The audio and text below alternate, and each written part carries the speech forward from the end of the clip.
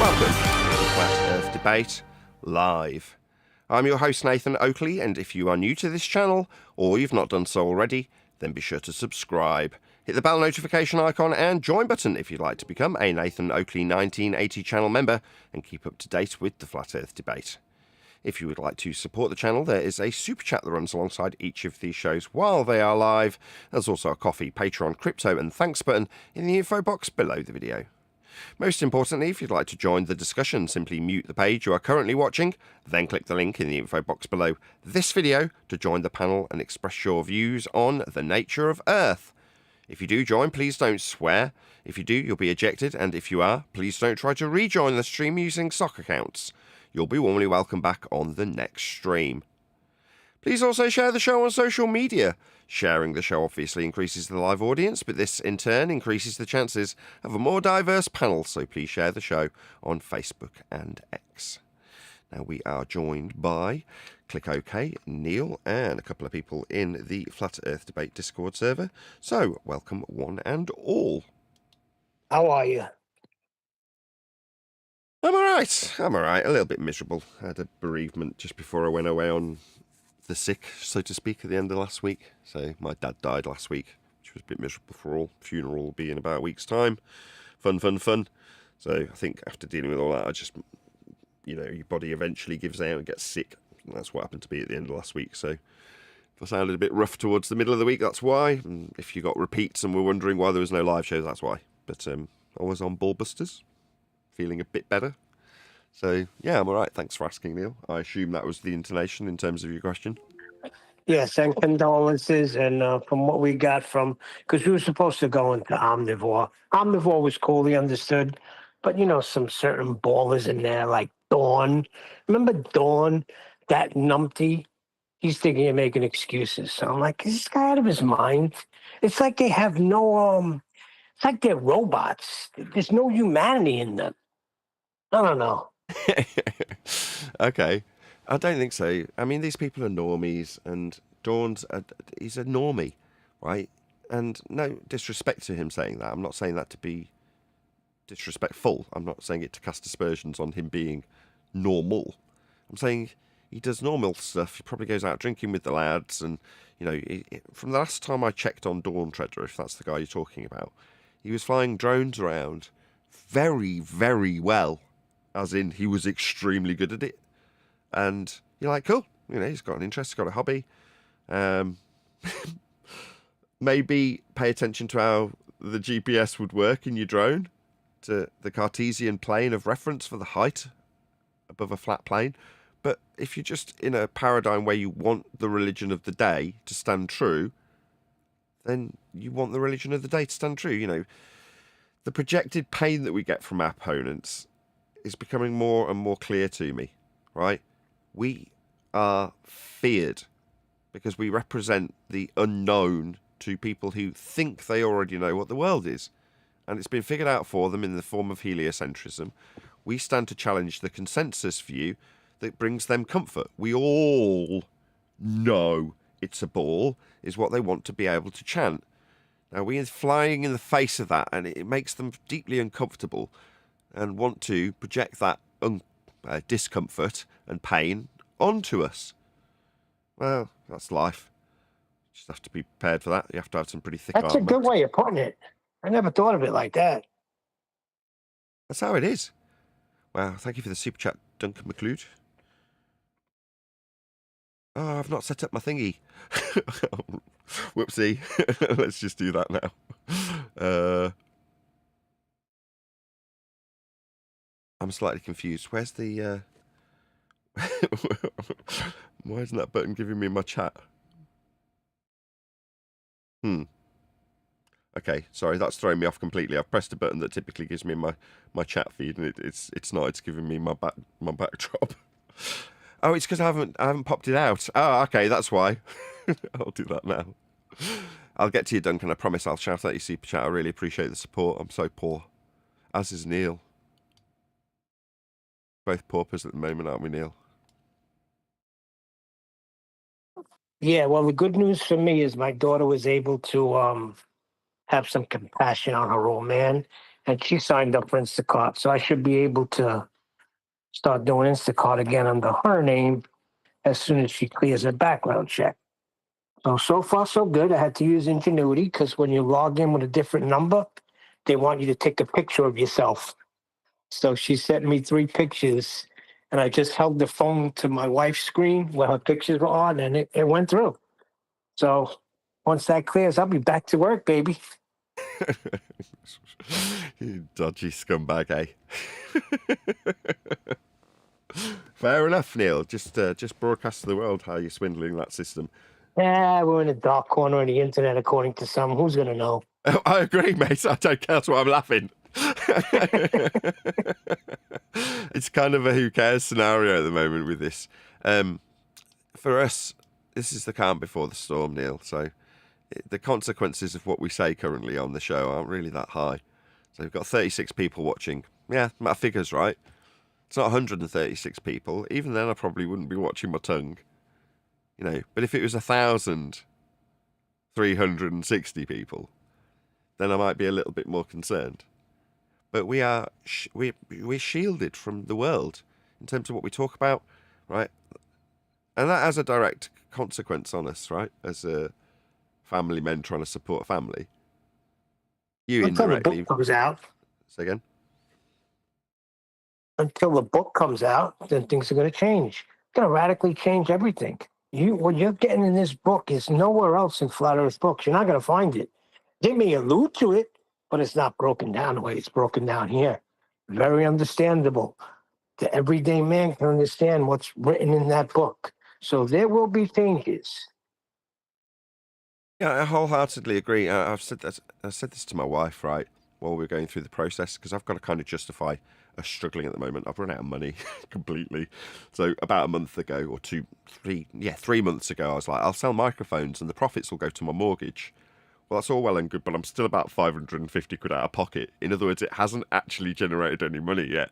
So I'm like, I'm still churning these stupid microphones, and it really hasn't actually benefited me yet. Now, that's not to say that the 75 listings on eBay that I've got won't eventually churn through and develop money for me that will help me pay the mortgage. But for the moment, it really hasn't actually benefited me yet. I'm still out of pocket. So you're like, oh, come on, just sell.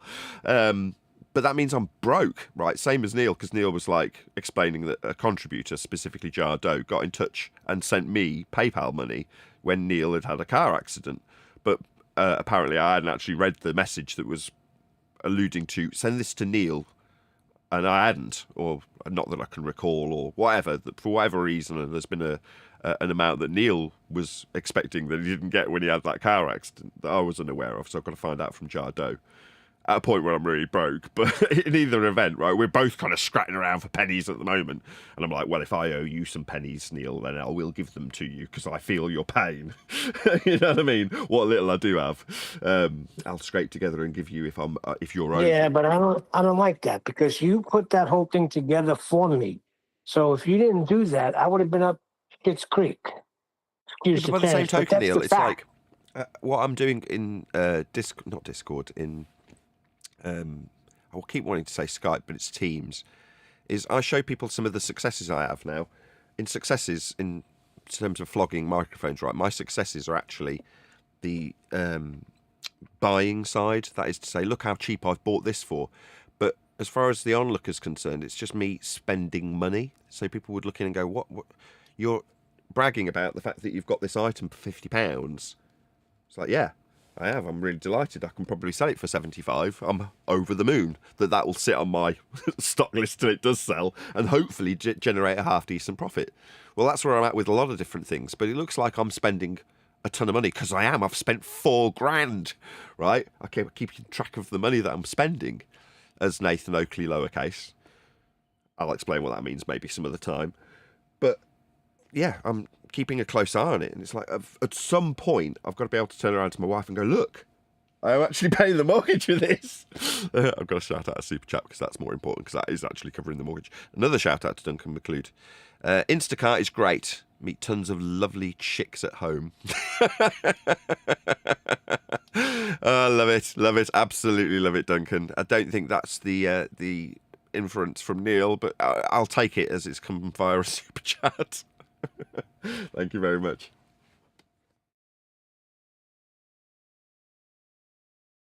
So yeah, anyway, it's one of them. Hopefully, in time, my microphones will keep me ticking over, because I say nowhere near.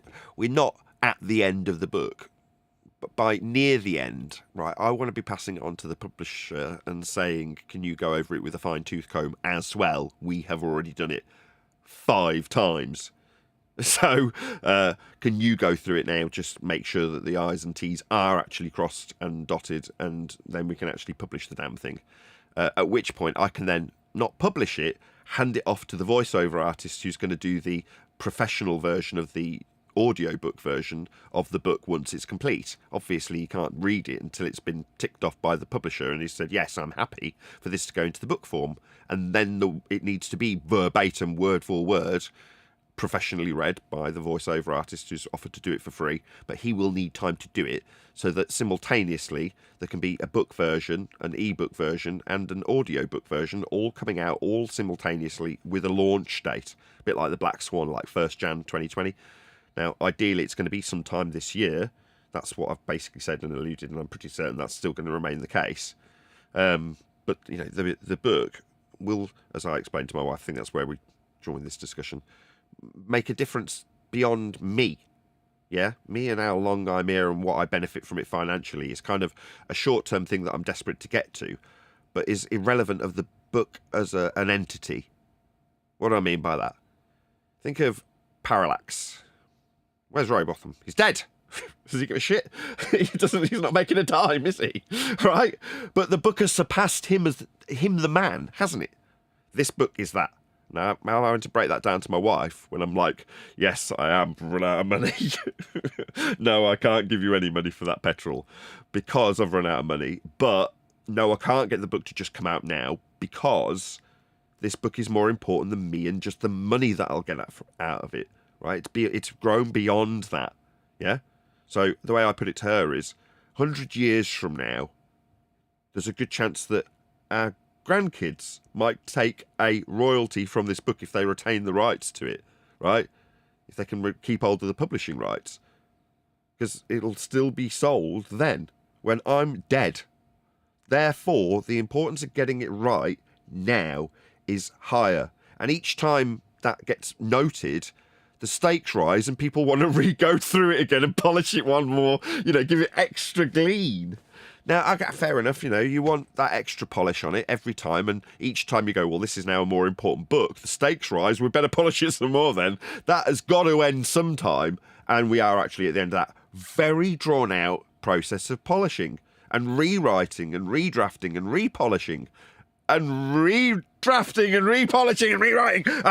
But yeah, so like I say, it's gone beyond me just going, well, this will develop a bit of cash for me, because that was the original intention from 10th Man. It was like, "Oh, you're struggling financially because you're so heavily censored."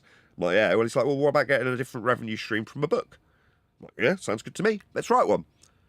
So then when people get wind of that, they're like, "Well, it's got to be good then if you're going to put your name on it. You are an extension of me, and I don't want you to poorly represent me. Therefore, I want to make sure what you're putting out doesn't reflect badly on me. Let's have a look." That's how it's grown to be a 2-year process. Hey, Adam. Morning. Quickie question. Yeah. The reader of the book, you've given some indication you've got somebody. I just wanted to put some people forward. Peter Jones, as of he narrated that book. What's it called? Oh yeah, Hitchhiker's Guide to the Galaxy. I think that'd be quite a good call. Or if he was unavailable, maybe Patrick Stewart. I mean, I haven't got the spare. Let's get this Patrick Stewart. I would suggest that for Patrick Stewart to read my book, he would want minimum 20 grand. Now, that is lowballing by a massive, considerable margin. I would expect him to want a lot more. I'd expect him to get 20 grand for doing a toothpaste commercial. You know what I mean? But just to lowball, if he liked what I did and happened to love me, and his manager was like, "Look, he really, really wants to help you out, he'll do it for 20k. That's kind of what I'm talking about. Patrick Stewart, yeah. No. The voiceover actor that's come forward is a friend of the show and likes me and has offered to do it for free, and is a professional voiceover artist. So it's like, you, a professional voiceover artist, want to do the book for free? Yes, please. I'll snap that hand off immediately. But I appreciate the humour of the idea of Patrick Stewart reading Welcome to Flat Earth, the ultimate reference guide. Did you get the message I sent you about the guy that wants to translate it for you into Spanish? Ventriloquorum or something like that? No, but I'd love to get that done as well. I mean, if that, of all the languages, no offence to everyone else, but Spanish would be the first one I'd do, right? For obvious reasons. So many Spanish speakers. So yeah, I mean, please drop me a line. Whoever that is. We sent all the information to you. Yeah, the guy was really keen on translating it in Spanish because I think he's in Brazil. And he said, like, there's so many flat earthers there, and all they're getting is the feast of nonsense. So this would be very refreshing. Yes, I'd love to get that done, and having a Spanish speaker. I mean, I speak a bit of Spanish. I don't, far from fluent, teach my kids Spanish.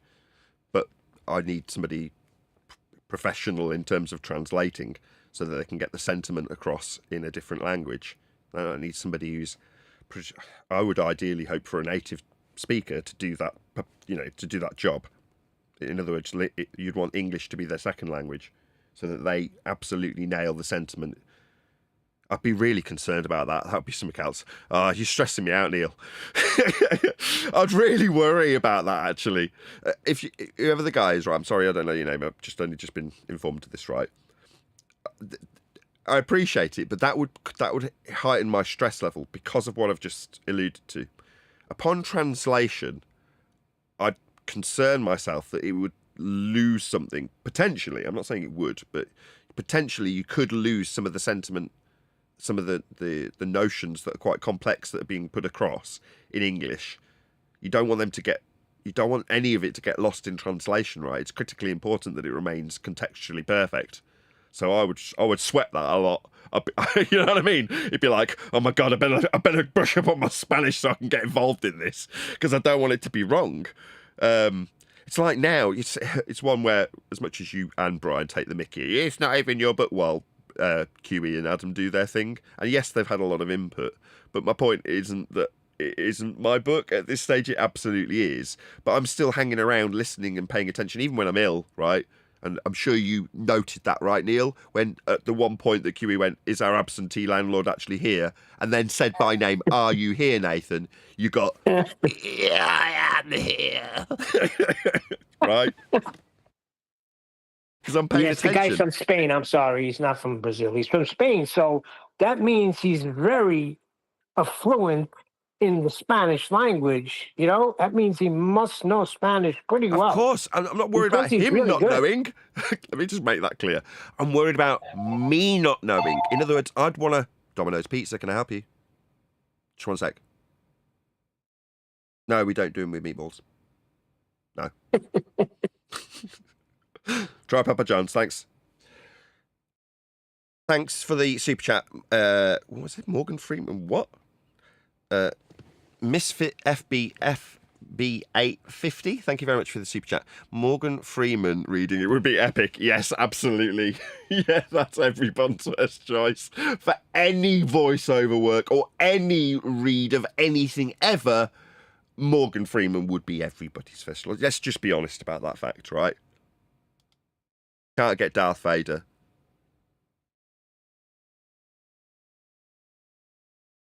Got what I was babbling about now. Yeah, I'd sweat not his understanding of Spanish, but mine, Neil. I'd want to sit through it like I'm sitting through it in English. Rain or hail or sunshine, I'm there in sickness or in bad health, trying to listen to what's going on, to pay attention. Because if there's something that I find egregious or won't want to read or won't want to justify if I'm being interviewed, I need to know it's been changed or altered by Adam or QE as it's happening. Now, it doesn't require me to give a great deal of input while it's happening, but it does require me be there and pay attention and know what the alterations are, at the very minimum. Now, I'd want to know that in Spanish, which is definitely not my first language, but still I'd want to sweat the process. You'd want to know that it was done the way I wanted it to be at the end of it.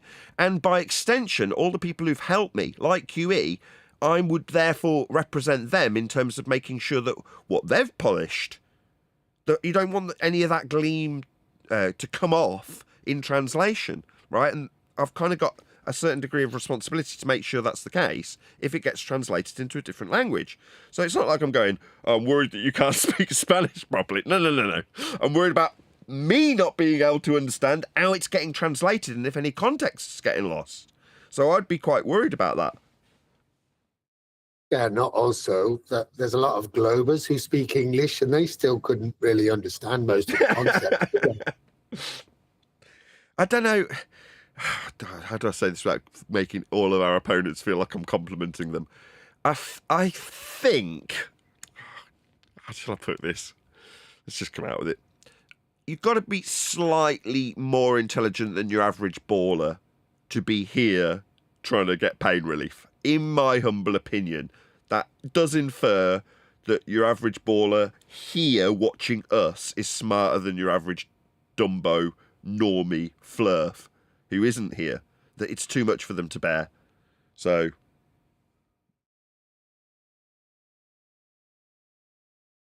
Nathan, I just resent everything to your private messages, so when you get a chance, look over it.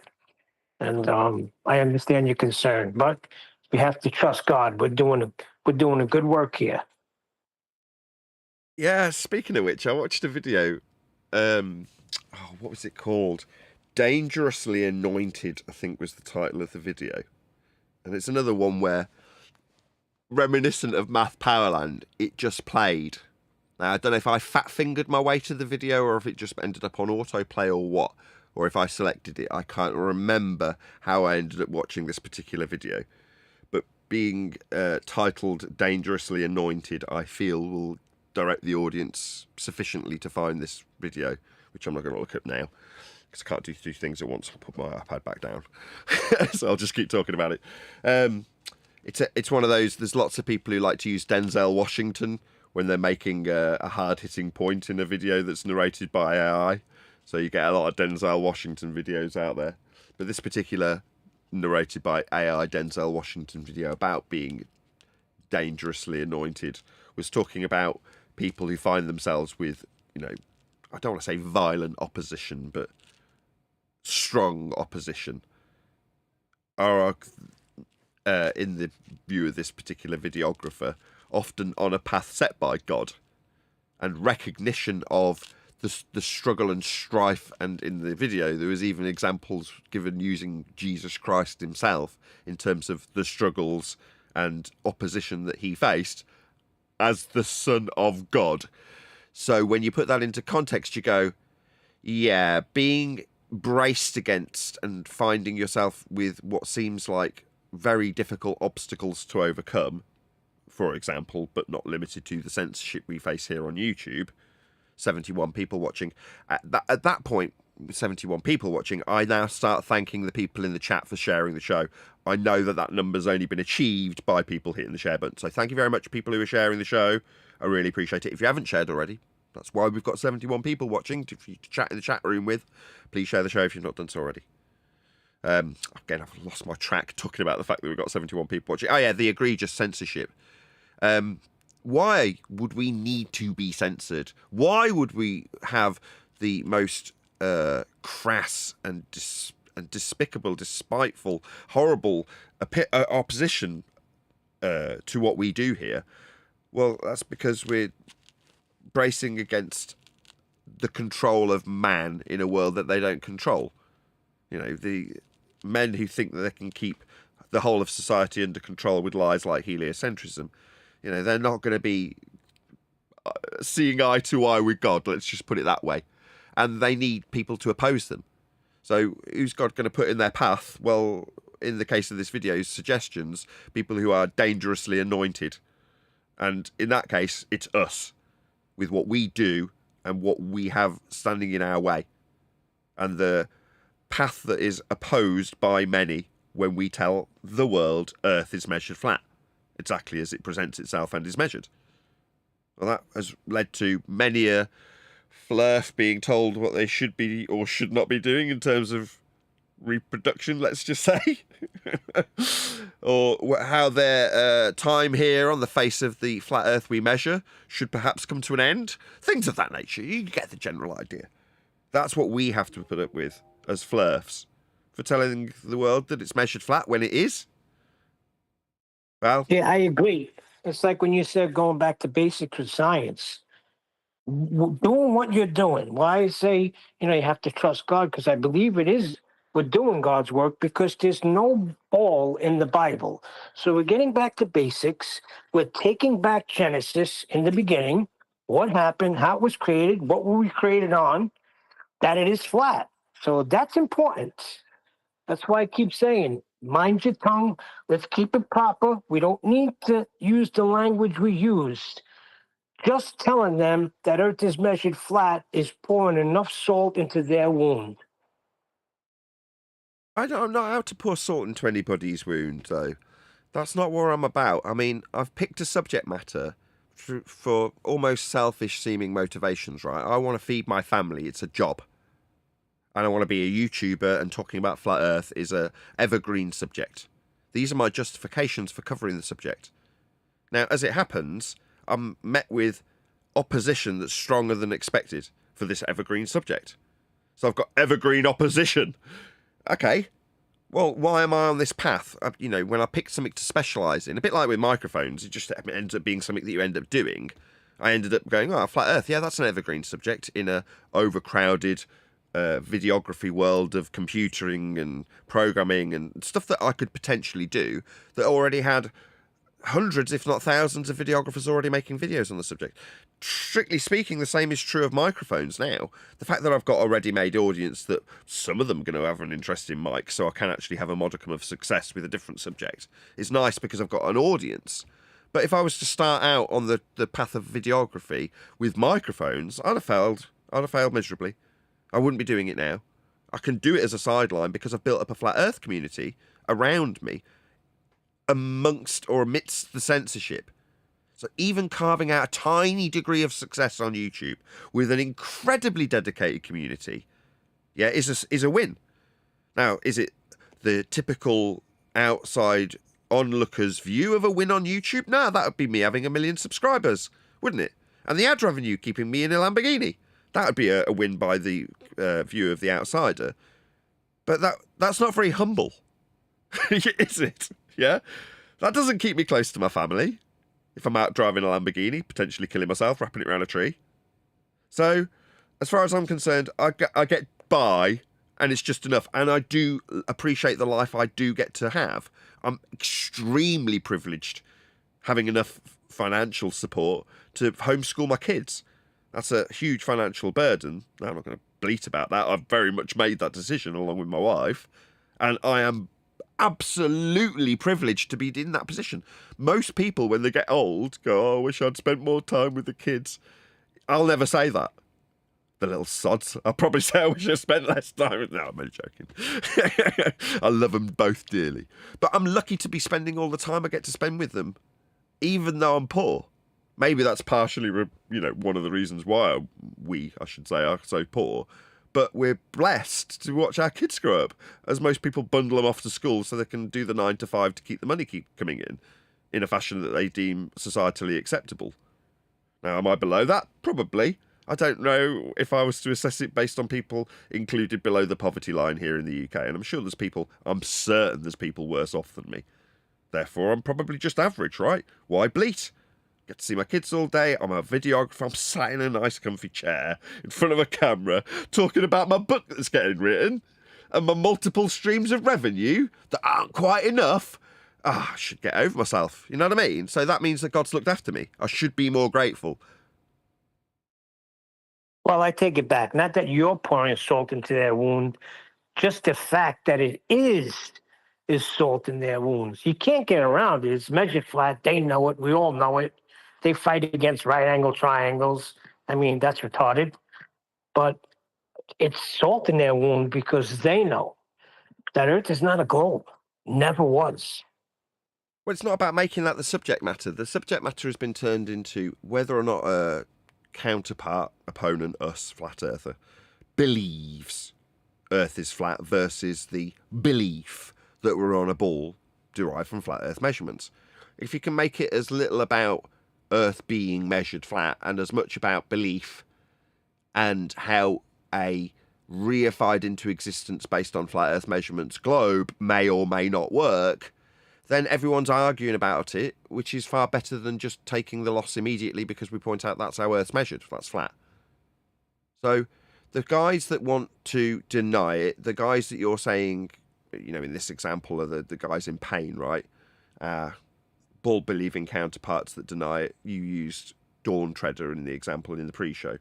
Well, those people are just normies, and they find and invent more and more complicated ways to project their misapprehensions or concerns about their belief in what they think the world should be, a ball, onto us, and reversing the burden so that we concern ourselves with their concerns. That's what the game is. Now, moving forward, and the book will mark this in history, there's an end point where we go, there isn't a debate. There wasn't ever a debate. The only reason to have flat Earth as a subject matter at all is to create the illusion of a debate. Because without the illusion of a debate, you've just got an Earth that's measured flat. With the illusion of a debate, you've got a debate and then a justifiable reason to cognitively suggest that Earth is only measured flat because it's so big and ball-shaped.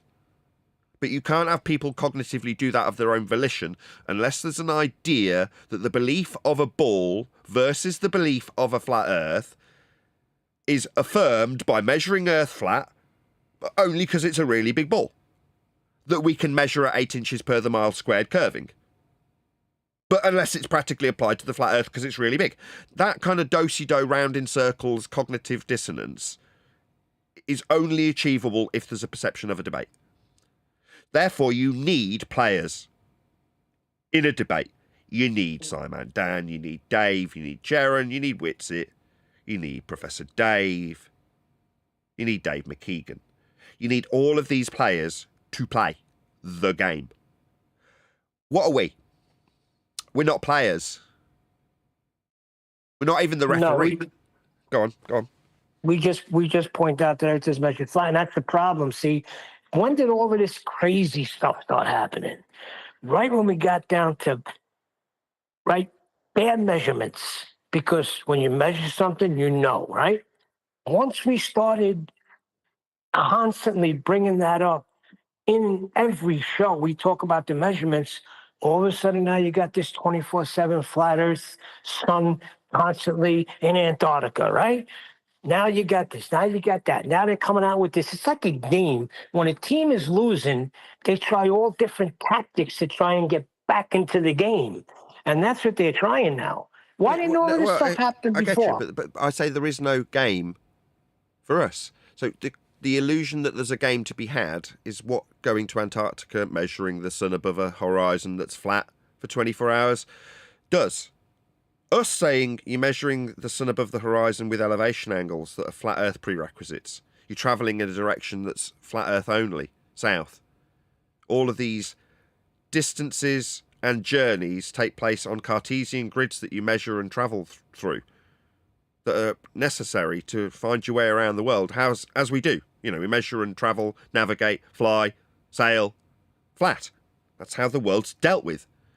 Us saying that doesn't work, doesn't create the illusion of a debate that's being had. All right, well, we've proven the world's a ball. We now know that we believe it to be so correctly because we saw the sun for 24 hours. That's only possible on a ball model. Therefore, Earth's the ball model. The ball model that came into existence based on flat Earth elevation angles to the stars. That ball model. Yeah, Earth's measured flat to create that ball model.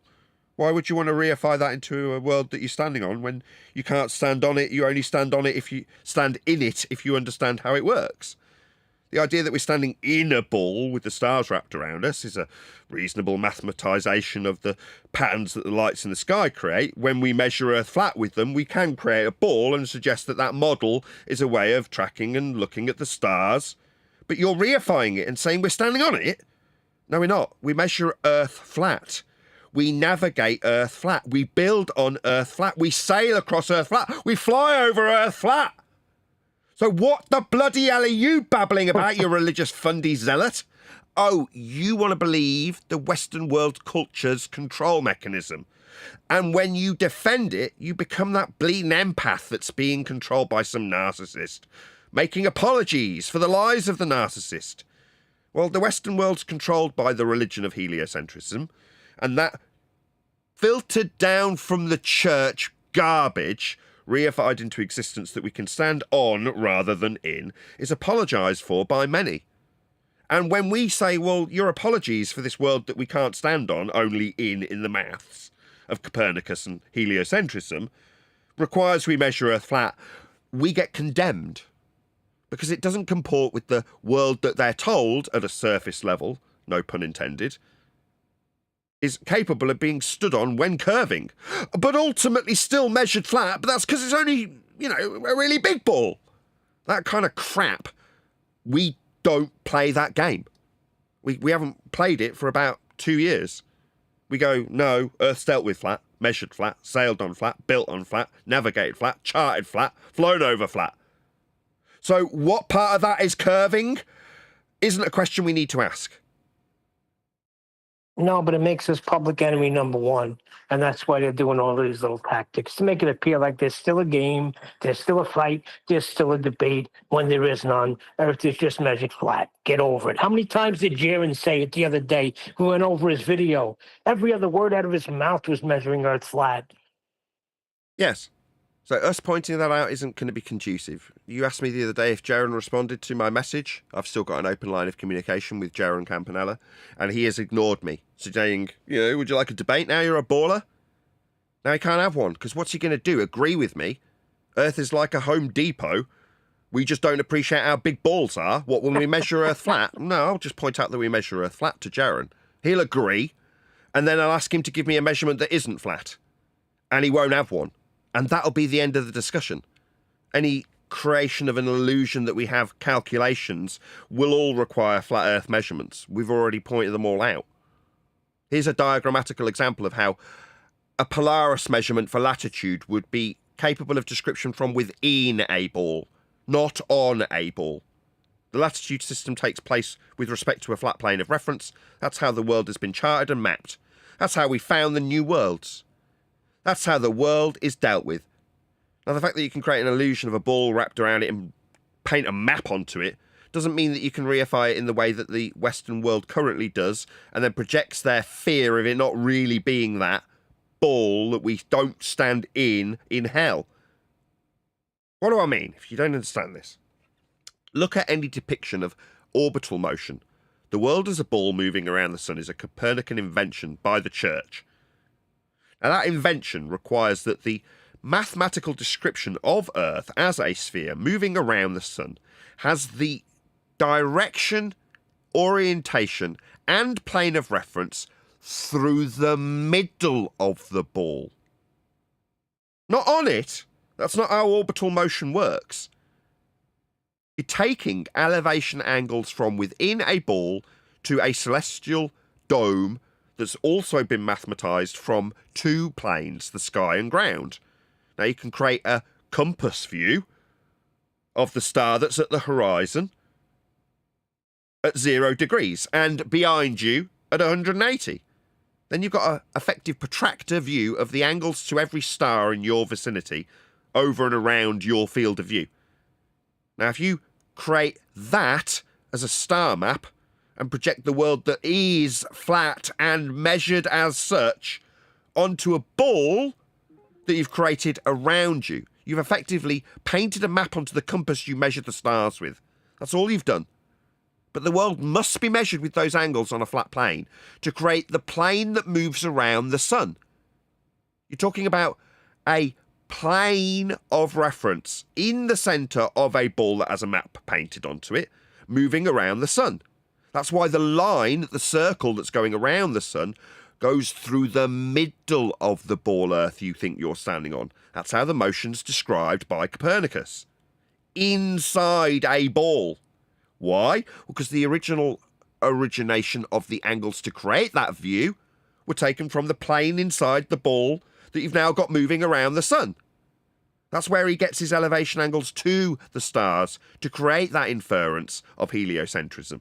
So you have to retain a plane of reference inside the ball that you can't stand in and call the globe and think you're standing on. These are all advanced heliocentric understandings that we have got to understand by appreciation of the Earth that is measured.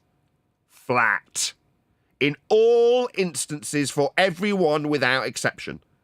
We understand this, and therefore there's no debate. Earth just is a flat plane. That's how we measure it and deal with it. Functionally. That's how we operate upon it.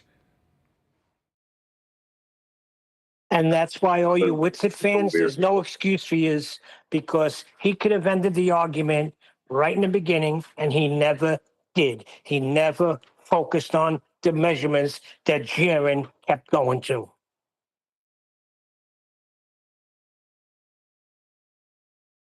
That's a little weird. First of all, good morning. Hey, Chocolate. Hi. It's a little weird that you described mathematics as stating that they're taking elevation angles from the middle of the ball. Well, that's slightly off, because people that take these elevation angles and people that define what elevation angles are all say that you're taking it from the horizontal plane the observer is standing on. So that wouldn't be in the middle of the ball. That would just be on the ground, on the surface, right? Yeah. Why would their mathematics say we're taking it from the middle? To explain epicycles, turn them into, what do they call it now? Retrograde motion? Yes. When obviously they understand they're just taking elevation angle from the surface. No. Half the people who defend the ball and tell us we're wrong have no idea about advanced heliocentric measurement of elevation angles to create planes of reference moving about the sun, explaining epicycles. Nobody would know that. Nobody would know the transition from geocentrism to heliocentrism and what it achieved. Nobody would understand the calendar's creation, the designation of all of these time periods, chunks of time, days, weeks, months. Have any of them looked into the Council of Nicaea that I'm currently being educated in by Adam because of my woeful lack of knowledge on this particular part of the book that's being written? Probably not, me included.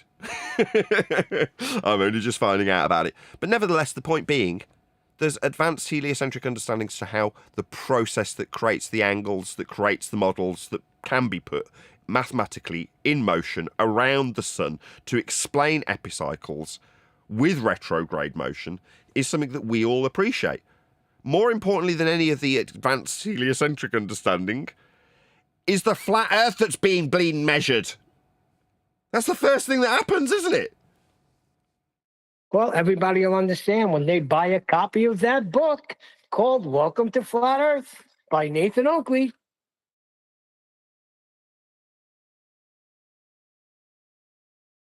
So yeah, I mean, it'd be good if I can get in touch with that guy that you've put me in touch with, because if we can get a Spanish version out at the same time, it'd be nice to have it released with an audiobook and multiple languages all at the same time. That'd be so cool. I can speak the double Dutch one. The double Dutch. No, I'll write that Chocolate down. could speak the double Dutch one. Yeah, the book will be around forever.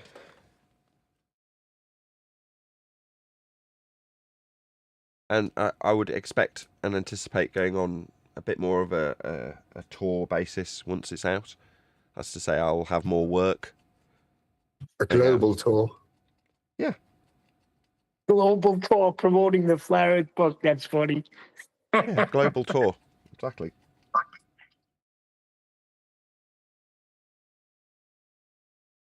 I'm not afraid to talk about heliocentrism in this regard, right? If people want to call it a global tour, I'm like, okay, yeah, the fact that we've got a spherical representation of the known world that most of the Western world believe they're standing on, and that it is called the globe, And when I talk about going all over the world to talk about my book, most of the Western world would describe that as a global tour. I can lean into that. In other words, it doesn't scare me being a glober. I tried to get this across a month or two ago, and it was just, the words weren't quite coming to me how I was trying to put it. You want me to be a baller, okay? I can enter into your paradigm and understand how it works. I can believe it with you if you like. You want me to believe we're on a ball? Okay. I'll stand with you on a flat plane and measure angles to create a ball for us to stand on together in imagination land. I'll explain it in great detail to you. I'm talking to you, baller. The one that wants me to be on a ball? Yeah, okay. I'll come with you into that fantasy land of ball and stand there with you. Yeah? We'll all understand how we got there too. Is that better than just saying, I'll believe I'm on a ball, Neil, which is how I tried to phrase it last time?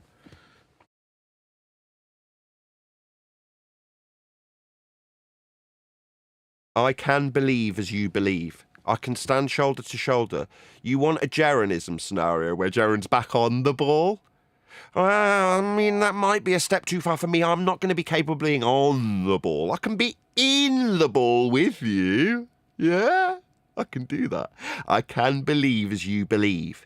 And if you, the people projecting their pain onto me, telling me that I'm an idiot because I don't appreciate how ball-shaped it is, I can believe as you believe if you so desire. Yeah? And I can explain how we got there. Yeah? You want me to be a flat earther who believes in a ball? No worries. Yeah? If that's what you need to sleep better at night. What's that? You don't like the fact that I point out to get there I need a flat earth to measure first? Oh, I'm sorry. Oh, I don't mean to make you upset. But we do have to do that. That's just a prerequisite. It's a necessity. To get onto the ball, I mean inside it. Yeah? I can do that. You want me to be a baller? Okay. Yeah, I'll hold your hand and we'll be ballers together, yeah? No worries. I tried it a year ago with refracted curvature. I'm like, yeah, I'll be an advanced heliocentrist. And he was like, yeah. Refracted curvature, John. But then others on the panel were like, no, because then you're buying into the notion that we are actually of that ilk and belief when we're not. It's like, well, I want the world to understand that we appreciate... Shut up. Go on, chocolate. Oh, Yep. I don't think he knows he's off. I think Okay, you're off mute. Okay, I'll mute the whole panel. the idea of the know your enemy like better than your friends, I think that's more what knowing the enemy as in knowing what they believe rather than just knowing them as a person. Yeah, we have a good grasp on what heliocentrism is. When we entered into Flat Earth, we were amateur heliocentrists. Yeah, But we've learned you it get to know what they believe and then you can understand it better. Yes, exactly. We know what they believe in terms of heliocentrism. We know how it came to fruition and what is required to believe in it. Therefore, we are better served to oppose that view or, as I'm leaning into now, embrace it with them. Oh, yeah, we'll embrace your ball belief. You want me to be a baller? You want me to, as you do, conform with the consensus of belief in a ball? Yeah, okay. Let's look at how we do that. Yeah? Where do we start? I mean, what do we measure?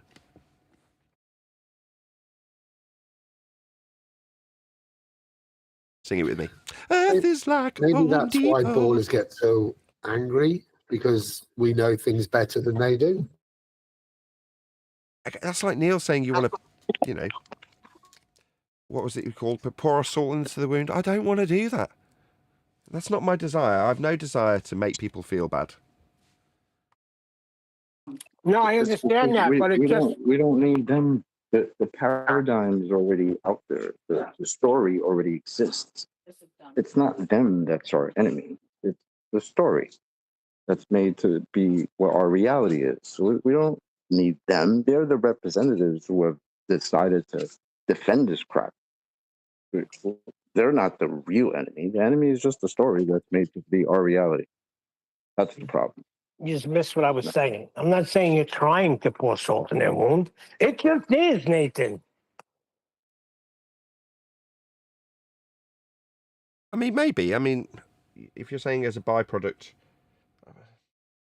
I don't know, maybe. Either way, my intention isn't to upset ballers, you know. Yeah, but Nathan, it's not your intention. But when you're constantly stating the thing that ends their paradigm, what do you think? I Of think course it's going to hurt. what I'm thinking, try and reverse the psychology of it, and instead of it being me pointing out the thing that ends their paradigm, point out that we can all appreciate together how my understanding of how Earth gets measured flat is actually the start of their belief. So let's embrace it together, because it's the start of their religion. I'll say I believe with you. I believe it's a ball too. Yeah, let's have a look at how we get to believe in a ball. Oh, yeah, that's going to make them feel good. But in the first statement, we're in agreement, right? The first statement is usually it's too big to measure the curve. Yeah, we agree with that. It's because it's not curved. But it takes a special certain somebody to go into that paradigm and say, after they've already said it's too big to measure, that they've actually measured. It takes a special type. And that we've dubbed those types the anti-flatties. Yeah, Earth's flat. We know it. We checked. We measured. It's flat. So do they. So did they. And that's the point. And that's the salt. They're actually pouring it in on themselves. But they brought the salt. That's their I own know. fault. That's what I just said. It's not our fault.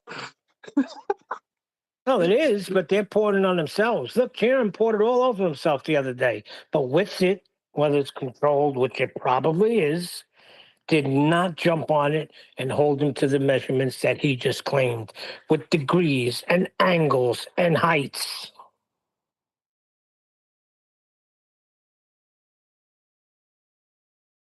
Indeedy. Nathan, how would that have went if you were sitting on the other side of Jaren? We should do that. Just put it on, and instead of Whitson answering, you answer.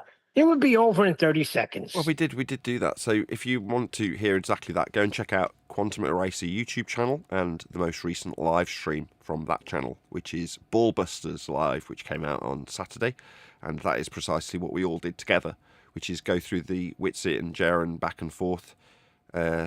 What Neil's describing as a controlled back and forth is because there's multiple points where Earth gets measured flat and it's brought up, whistled past and utilised to question whether or not the justification of Jaren's now sphere belief is okay or not, without the it's flat and being measured as such being said at all. Neil's gripe. Yeah, like Whitson could have said at any time, Jaren, you just measured it flat. Do you not realize what you just said? And he never did that. No, if you can all measure Earth flat and then whistle past it and pretend that that's a ball proof, then everyone's good. Like this on screen. This is an elevation angle measurement of the sun. When describing how high the sun is in Antarctica for a 24-hour period with elevation angles as the description mathematically of the measurement taken, you will unequivocally require Earth be measured as a flat plane of reference to acquire an elevation angle to the sun to describe how high it is in the sky for a 24-hour period. Or to put it another way, Earth was measured flat in Antarctica by Jaren, by McToon, by Dave McKeegan, by the dude that's a Hollywood special effects guy, apparently a flat earther. They all measured Earth flat. Same with the guy that looked like the Fly, the bug guy, the baller, when he levelled his tool with respect to a plane of reference to measure in a downward orientation, also with respect to perpendicular, the weight of things. All required Earth be a horizontal plane of reference for a downward orientation for weight, perpendicular for the scale, the angle to the sun. These are all flat Earth measurements. So what is it we're talking about? Whether or not Earth's a ball in Antarctica? No. They all measured Earth flat without exception, we were pointing out before they even got there. And after the fact, after measuring Earth flat several times, what, Jaren's now a baller? No, he's a shill. So's Whitsit. Because he ain't pointing that out. I'll point it out to the limited audience that I get. I'm struggling to gain 100 views in 10 years of videography about this subject as a specialist, as an expert, as the only people opposing these scumbags who tell you, Earth's a ball because we measured it flat with angles to the sun for 24 hours.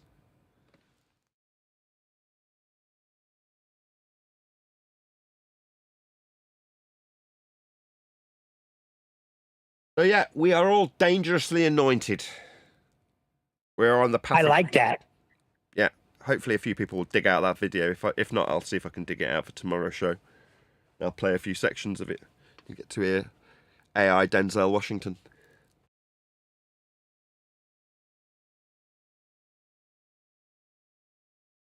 Right, what else are we going to talk about? We've got about 10 minutes left. That's what I want to talk about with you, Neil. So the guy in the chat now, #1, Christian Chekus, how do you say it? Cekus. Cekus? Christian Zekas. Zekus. There you go. Got there in the end. When I asked, is he CC? I meant, is he the guy that Simon Dan responds to constantly? No, he's not. No, I know now. But that was what I was driving at. Because in the same way, Witsit seems to be the straight man for Jaren's comedy routine, this CC guy does the same for Simon Dan. He's there representing the stereotype twat flat earther for Simon Dan to brace against. Do you know what I mean? Yeah, it does seem that way, right? He's his Witsit. Everybody's got to have a Witsit. Yeah, maybe. I mean, I think there are legit people out there, as much as we brace against Dave Weiss, who's just a money grabber. He's here for the dosh. Fair enough, that's his nature. But I don't actually think Dave Weiss is a shill. I just think he's a normal guy. Yeah? Now, as much as I can moan about him siding with the wrong team and therefore bracing against me, I could also look at it a different way and go, well, you've been indoctrinated and brainwashed by these shilly scumbags like Jaren and Witsit. And their whole purpose was to poison people, including people like Dave Weiss, against us. Therefore, the fact that the poison's set with Dave, yeah, you picked the wrong horse, didn't you? You backed the wrong one. Okay, everyone makes mistakes. But Dave isn't giving off shill vibes. He's giving off, don't care, I will just do what I'm doing because it's making me money vibes. That is to say, he's not exercising discipline and learning the arguments to the extent that we would hope. But he simultaneously isn't working with some wingman like Jaren and Witsit or CC and Simon Dan. Yeah? Likewise, the same would apply on the other side of the opposing side. People like Dave, Professor Dave Explains. He like Dave Weiss, that is. These should have picked a better example. They're both called Dave. Sorry. But both of them, I don't think, Professor Dave Explains is some government shill. He's just a dick. A dick on the opposite side, like Dave Weiss is just a dick on our side. Whereas Jaren, Witsit, these people are shills. They're controlled opposition here, creating a narrative. And they're controlling the argument by having now a flurf and a glurf, both within the same camp, at the same freaking conventions. You're like, man, is this not really glaringly obvious to everybody on looking now? Believe it or not, Nathan, it's not. Go ahead, whoever that was. Somebody open their mic. It is, that's all. Oh, you're agreeing, Adam? Yeah, but you're saying it's glaringly obvious, but it's not. No, well, it wasn't obvious to me when I was trying to appeal to these people. I just lost sleep over it and got more and more frustrated. While everyone around me was like, they're just shills. What are you doing? Why are you wasting your time? People are going to start turning against you if you keep trying to align with them and appeal to them and get their arguments better. Give up, was what I was told. And I'm like, no, these people are here for the greater good. They've got a good... No. I was wrong. The whole time I should have listened. Well, everyone else, why wouldn't I not assume that they're no different to I when they're like, oh no, Jaren's a good guy. I can kind of see some of his... Yeah. That's the whole point, isn't it? As long as they all think there's an argument still taking place. And that's the illusion that's created. Exactly. Adam, you wanted to say something? I'm sorry, I cut in front of you. No, it wasn't me, but I've literally just joined. I meant the other Adam, but nice to see you, the Adam Meakin. Afternoon. Good evening, sir. I see. The reason I just jumped in now and at work was I'm literally about to log on and just listen and realise the time to see that Ranty's brought Nathan Oakley's book, Welcome to Flat Earth, is total rubbish. Oh, did my computer He's a crash? piece of crap. You cracked Well, near is it the end of your interesting statement, Adam. that Can you he's say that out again? there? You broke up in the middle Sorry. of that statement. One more time, Adam. I said, auditing the absurd. Well, Nathan Oakley's book, Welcome to Flat Earth, is total rubbish. Now, whilst we both know he couldn't be a qualified opinion because it's not out yet, isn't it nice that ex-flat earthers, yeah, well-known Masons like Ranty, are out there already before it's even hit the shelves, publicising the book for you? I'd just like to thank Ranty for the views that he's had, just pumping out your book already. He must be desperate for it to hit the shelves, mate. Obviously desperate to read it. Yeah, that's funny how he can make a statement like that considering it's not out and he hasn't read one line from it. And I have no opinion on this whatsoever. I don't really care. Again, Ranty used to frustrate me when it was on my side. Now I don't care. It's just some other dickhead baller, isn't it? Who cares? Yeah, he's using like childish ways to get you out and agree to some debate so he can make money. Pathetic. Okay. He's got bigger problems, right? I spoke to his missus. She phoned me up out of the blue about 5 or 6 years ago, after about a year of knowing Ranty, and spilled the beans on all sorts of embarrassing shite about the man. Hilarious. But again, I mean, literally, who cares? The guy's a mess.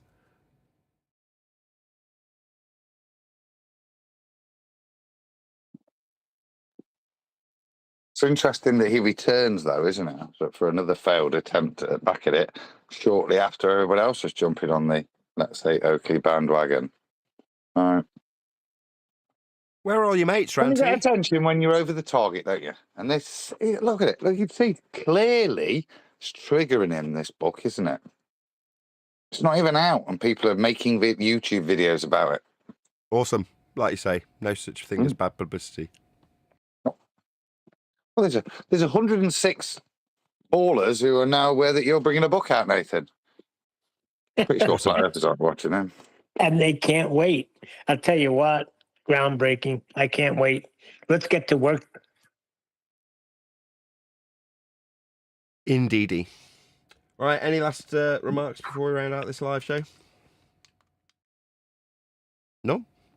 With that, I'll say if you are watching this on either Nathan Oakley 1980 or Nathan Oakley premiering streams, then stay tuned, as there will be an after show to follow. Unfortunately, if you are watching this live, this is where we bid you farewell. So, another massive thank you to all of you who liked, commented, shared, subscribed, joined as a Nathan Oakley 1980 channel member, hit me up on PayPal and Ko-Fi and all that good stuff. I've been Nathan Oakley. Another massive thank you to today's Discord and G+ panels for making today's live show possible, and I will see you all in the next video.